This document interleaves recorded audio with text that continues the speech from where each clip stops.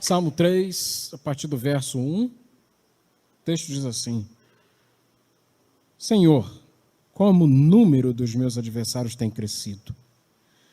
Muitos se levantam contra mim, muitos dizem de mim, em Deus não há salvação para ele. Mas tu, Senhor, és o escudo ao meu redor, a minha glória, aquele que levanta a minha cabeça. Clamo ao Senhor com a minha voz, e Ele me responde do seu santo monte. Eu me deito, durmo e acordo, pois o Senhor me sustenta. Não tenho medo de milhares que me cercam. Levanta-te, Senhor, salva-me, meu Deus, pois atinges no queixo todos os meus inimigos, quebras os dentes dos ímpios. A salvação vem do Senhor. A tua bênção está sobre o teu povo. Amém.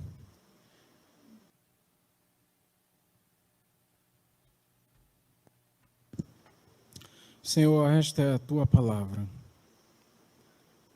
Nós pedimos em temor que o Senhor fale aos nossos corações nessa noite. Eu sei que o Senhor tem algo para compartilhar com todos nós. A tua palavra nos é o pão espiritual, é o sustento. Fala conosco mais uma vez nessa noite. Amém. Amém. Meus queridos e queridas, esse texto é um daqueles textos bastante especiais, porque ele esse texto já de cara nos mostra coisas que quebram um pouco da nossa visão limitada, não somente a respeito do agir de Deus, mas da forma também como a gente acha que deve reagir diante do agir de Deus. O Salmo 3 é um daqueles que a gente pode dizer, a tradição cristã e mesmo dentro da tradição judaica mesmo, atribui com certa firmeza que essa é uma composição de Davi. E eu gosto sempre de pensar que o livro dos Salmos é um reflexo da alma humana. O próprio Calvino, João Calvino, né? Ele deixou num dos seus escritos, se eu não me engano, no comentário, o livro dos Salmos, que os Salmos são o espelho da alma. E é interessante porque este Salmo, ele vai apresentar uma espécie de montanha-russa emocional. Ele começa com lamento, e esse salmo é um daqueles que são classificados como de lamentação, mas, ao mesmo tempo, é um salmo que inspira confiança, que termina com uma petição firme, confiante, exatamente como é a nossa vida, né, irmã Lecilda? Hoje a gente está aqui recebendo o presente de ter a presença da irmã Lecilda, né, depois de um longo período sem poder estar com a gente aqui presencialmente, está aqui com a gente, né? Assim é a nossa vida, irmã Lecilda. A gente tem situações de altos e baixos. Não somente no enfrentamento das dificuldades, mas emocionalmente nós somos instáveis. Eu tenho muita dúvida assim, a respeito de alguém que aparenta ter força o tempo todo. Sabe por quê? Porque a Bíblia nos ensina a valorizar até mesmo os nossos momentos de fragilidade. Eu acho que foi o apóstolo Paulo que falou assim, não foi pastor Jackson? Pois quando sou fraco, aí é que sou forte, porque o amor de Deus se aperfeiçoa na nossa fraqueza. Assim é a nossa vida, Neto. Altos e baixos. E como é que a gente encara esses momentos de altos e baixos?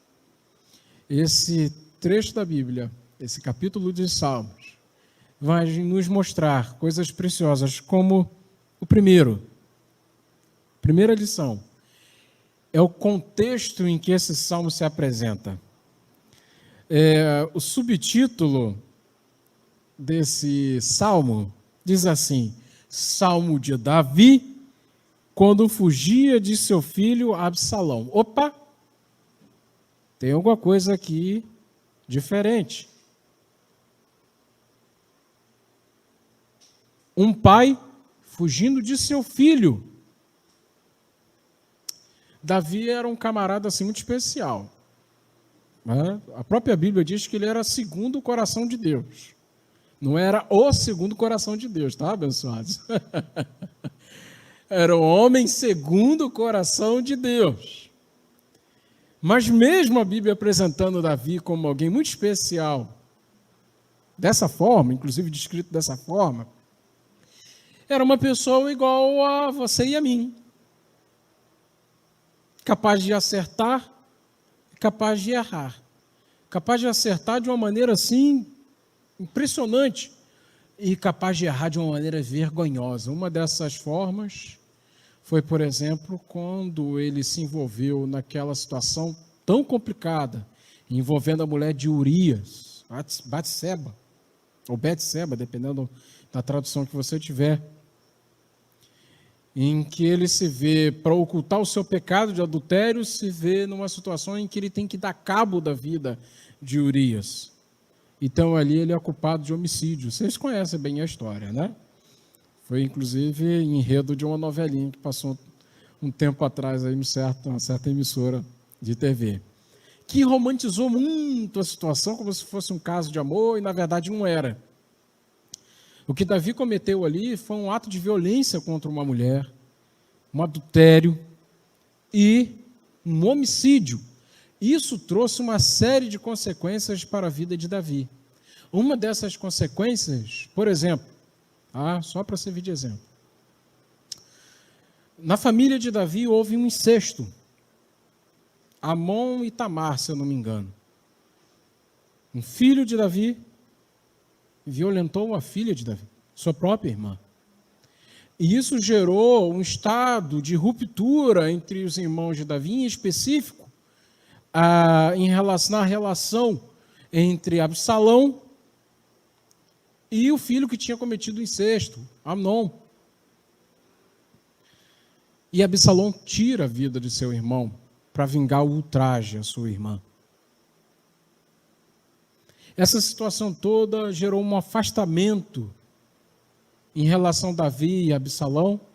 Absalão via o seu pai como um homem fraco, um líder fraco, e junto com seus conselheiros, eles organizam um golpe, praticamente um golpe de Estado. Depois o seu pai tomar o reino. Davi então se vê não somente em situação de ter que fugir de seu filho, mas foge até mesmo daqueles que ele achavam que estavam do lado dele.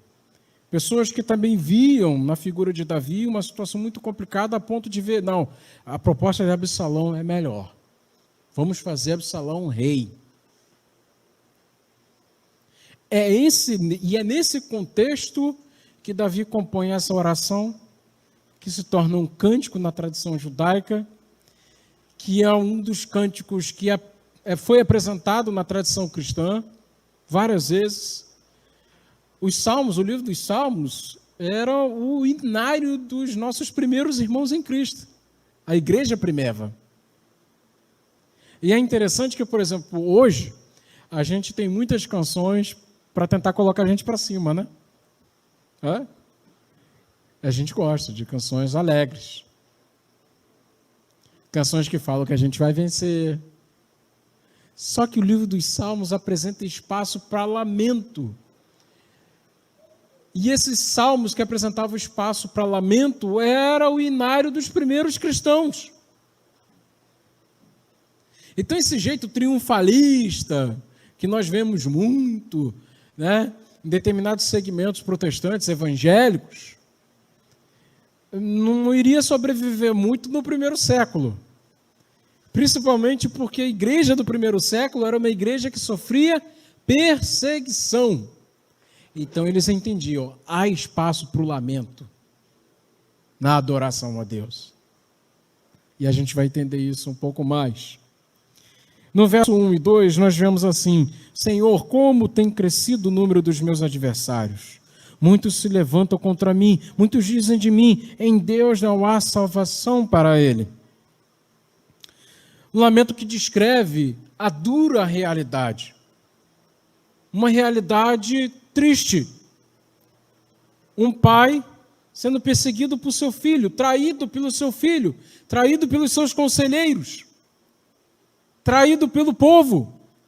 Boa parte do povo já tinha ali, né, topado a proposta de Absalão. Absalão era um cara que tinha uma certa lábia. Ia para o povo e falava: ó, Davi não é um líder fraco. Ele já cumpriu com o papel dele. Cola comigo. Por isso, irmãos, o primeiro aviso aqui, cuidado. Cuidado com aqueles que se apresentam como a novidade, os dissidentes, que tentam trazer demérito para aqueles que se colocam na função de guia do povo, de liderança.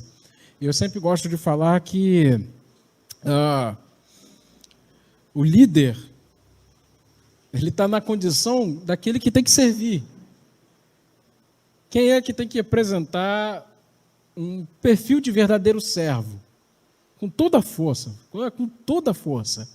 é aquele que tem uma função de liderança. É aquele que se apresenta como referência.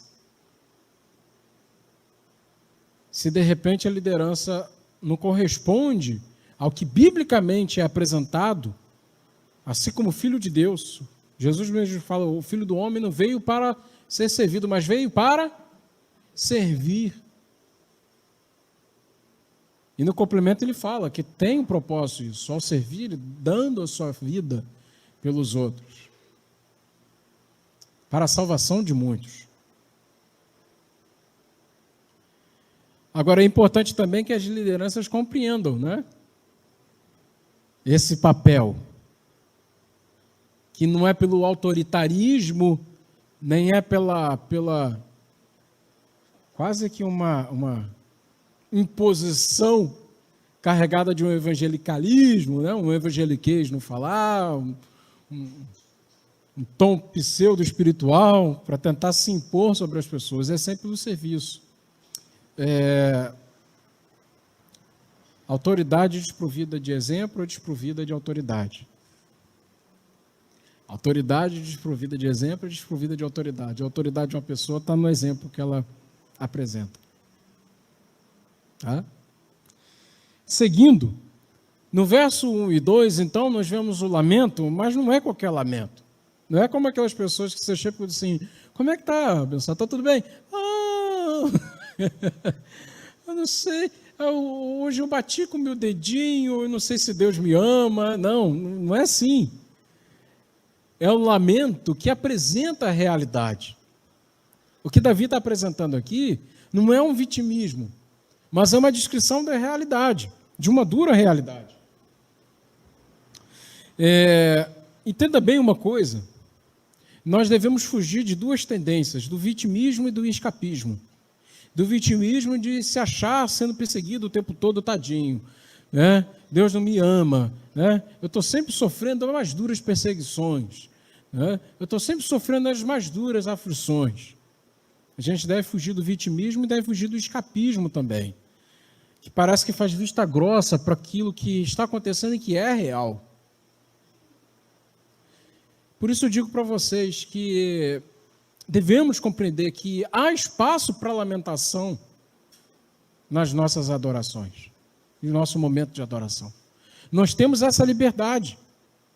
Deus ouve os nossos lamentos. Entenda bem, não confunda lamento com murmuração. Não confunda uma coisa com a outra. Lamento, você vai, apresenta a realidade e diz aquilo que você está sentindo.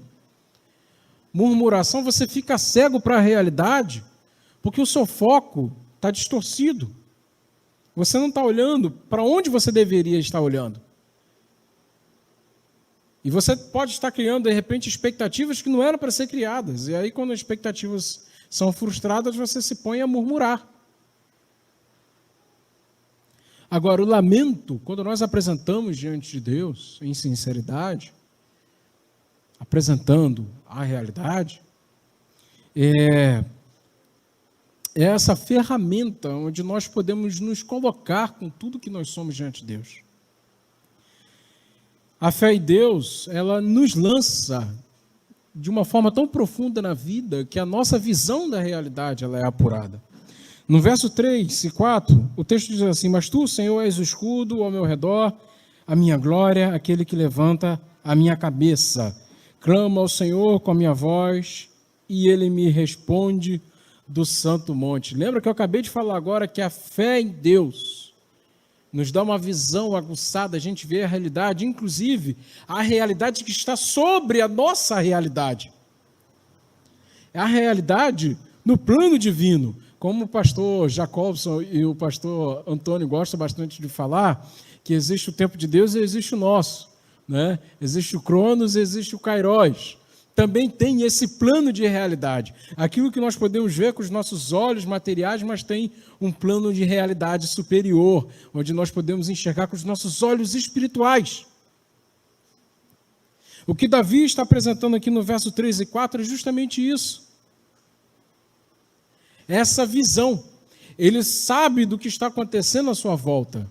Ele tem uma visão da realidade. Muitas pessoas estão atrás de mim. Eu sou perseguido, muitos se levantam contra mim. Muitos dizem de mim, não há salvação para ele. Mas ele apresenta o seguinte: tu, Senhor, és o escudo ao meu redor, a minha glória, aquele que levanta a minha cabeça. E faz uma confissão de fé impressionante. Clamo ao Senhor com a minha voz. Ele me responde do seu santo monte. Davi aqui não está em Jerusalém, ele fugiu. Quando ele fala seu santo monte, ele está se referindo a Jerusalém, onde estava o tabernáculo. Ainda não havia templo, mas tinha ali o lugar da adoração. Ali estava a arca do Senhor. E ele agora se vê numa posição de distância em relação àquele lugar de adoração. Mas ele sabe que Deus, apesar dele estar distante do lugar onde se presta adoração, Deus estava ouvindo a sua oração. Deus estava ouvindo a sua voz. É essa visão dessa realidade sobre a realidade. E fica o meu convite para você hoje. Se está faltando confiança para que você consiga enxergar o agir de Deus na situação que você está vivendo, hoje é o momento de você, na sua oração, pedir: Senhor, abre os meus olhos espirituais para que eu possa contemplar o teu agir, para que eu possa caminhar confiante, ser confiante mesmo em meio à tormenta, porque o Senhor ouve a minha oração. Dos altos céus, o Senhor ouve a minha oração. Nos versos 5 e 6, eu me deito e durmo, acordo, pois o Senhor me sustenta. Não tenho medo de milhares que me cercam. Essa expressão de confiança que muitas vezes parece que falta aos cristãos. Confiança estabelecida na soberania de Deus. Ele sabe que não foi pelos seus próprios esforços, mas é por causa do agir de Deus que ele tem resistido à tormenta, à tribulação. Davi sabe disso. E falta para muitos cristãos essa confiança, ao ponto de deitar, dormir e levantar e reconhecer nisso o agir gracioso de Deus. Nada pode roubar a sua paz, a não ser que você permita. Se você de fato crê em Jesus, peça a Ele, ainda hoje, para que Ele sopre no seu coração a certeza de que Ele está no controle de todas as coisas. Todo o poder foi dado a Ele. Por isso a gente pode descansar. Por isso a gente pode sentir paz. Para estar fechando o verso 7 e 8, levante, Senhor, salva-me, meu Deus, pois atinges no queixo todos os meus inimigos. quebras os dentes dos ímpios. A salvação vem do Senhor. A tua bênção está sobre o seu povo.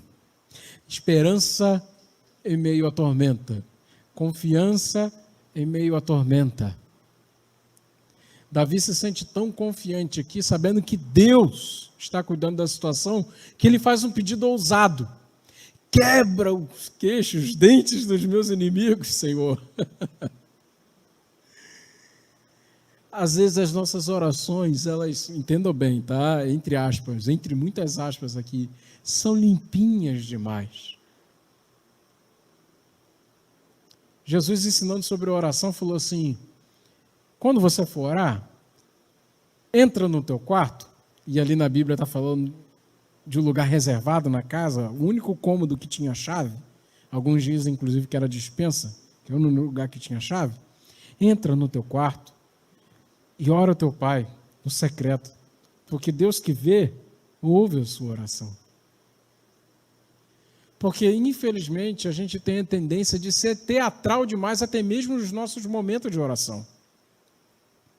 Principalmente quando a gente faz oração em público.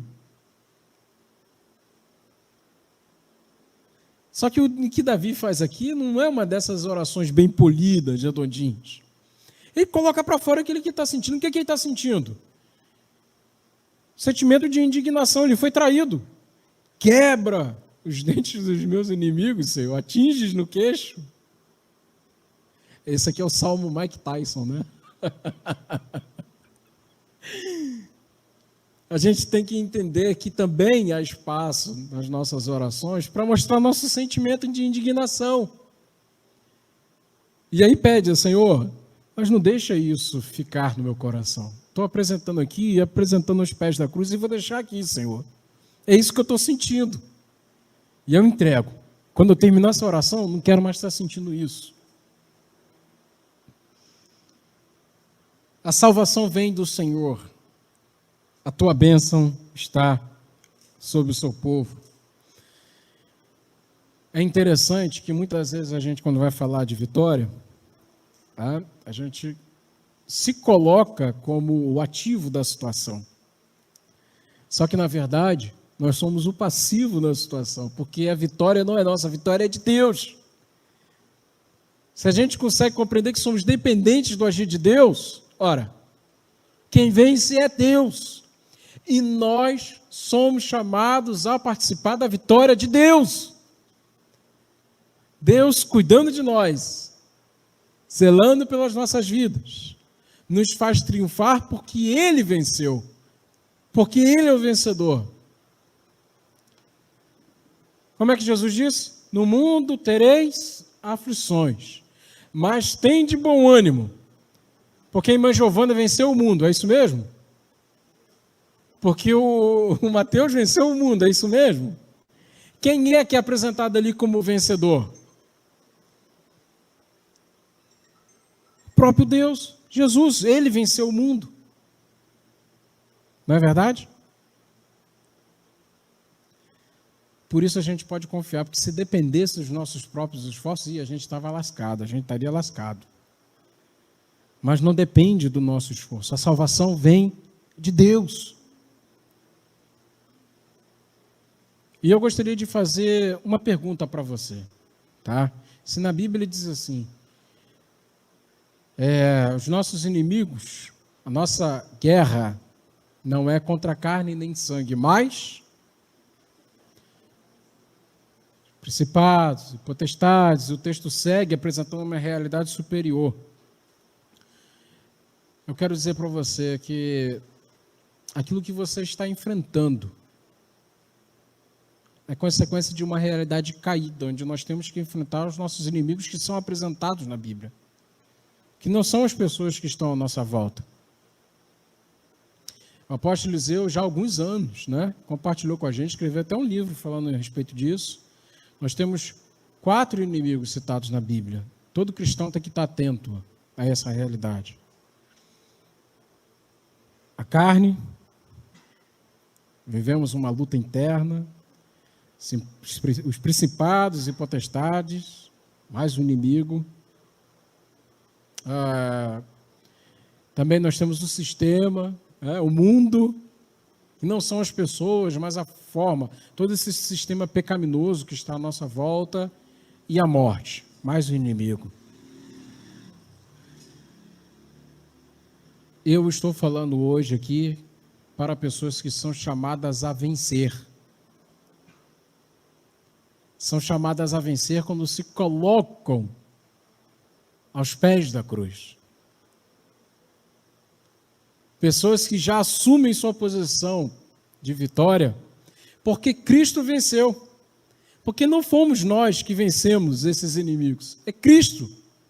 Cristo derrotou o pecado, por isso a gente pode enfrentar de frente nosso inimigo, esse inimigo chamado carne. Cristo derrotou as potestades, Cristo derrotou o mundo, Cristo derrotou a morte. Se essas afirmações não trazem calor ao teu coração, eu peço com todas as forças do meu coração, para que o Santo Espírito sopre isso no seu coração nessa noite. Para que você viva isso. Para que você seja movido por isso. Em nome de Jesus. Amém?